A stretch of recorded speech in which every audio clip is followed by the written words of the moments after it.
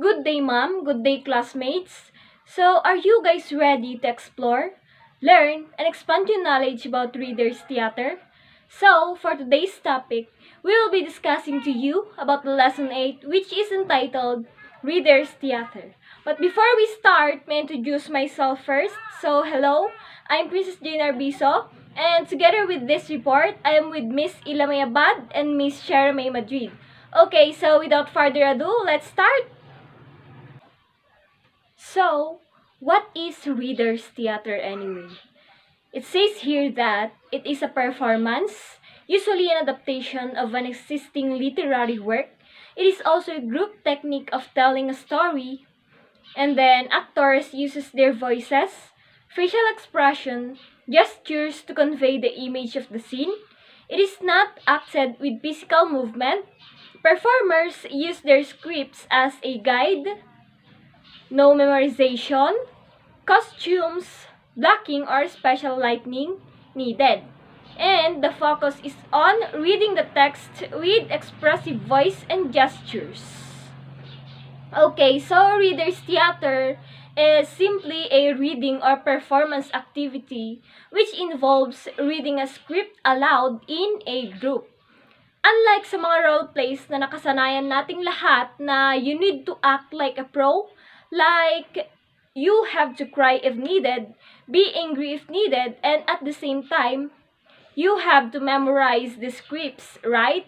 So in Reader's Theater, you do not need to perform actions, use props, wear costumes, or memorize any lines. Your goal is to bring the script alive by using a clear and expressive voice, some facial expressions, and some simple gestures, enabling the audience to visualize the action. So now, let us move on to the characteristics of an interesting Reader's Theater presentation. First, the readers do not interact in the same way the actors do in a conventional play. They do not look at the persons with whom they are speaking. Instead, these readers direct their lines to the audience. So, unlike sa mga normal play na yung mga actors, they have to interact with each other, like making an eye-to-eye contact to get any signal or will serve as their group sign. Dito sa Reader's Theater naman, readers must know their focus and direct their lines to the audience.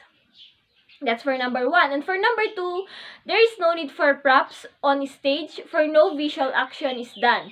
The theater is in the minds of the audience. As what I've mentioned earlier, sa Reader's Theater, there is no need for props, for no visual action is done.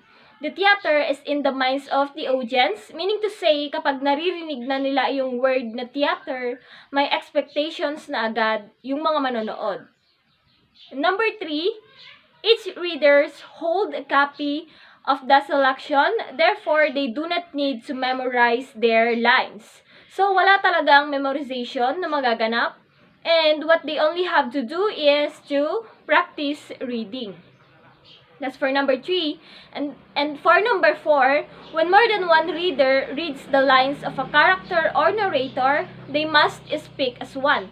Of course, kapag may more than one reader na magbabasa, dapat sabay-sabay so that their performance ay hindi masisira. And for number 5, the readers must practice good moral reading guidelines such as the following. First, read loud enough to be heard. Of course, it is a must. The reader should always be mindful about the volume of his or her voice when reading. Number 2, pronounce word clearly and correctly. So, sa Reader's Theater, mahirap nang mabulol or mispronounce rather. So, for you to be able to pronounce word clearly, correctly, and confidently, practice reading is the only key. Next, hold the book or material clearly. Stand erect, feet a little apart, 1 foot a bit forward. So, hindi yung basta hinahawakan mo na lang yung libro, you have to handle it presentably naman. And then, vary the voice for expression, volume, pitch, tone, quality, and speed. And then, let the face mirror what is being said. Like, for instance, yung line mo nagagalit, kailangan makita din sa mukha mo yung galit. And then, look at the audience often to make them feel that you are talking to them. Syempre naman, diba? So, instead of bowing down your head or tilting your head on the side, why don't you make an eye-to-eye contact with your audiences? That way, you will catch their attention and make them feel more interested. And the last characteristics of an interesting reader's theater, the audience must understand what is being said so they can imagine what is happening.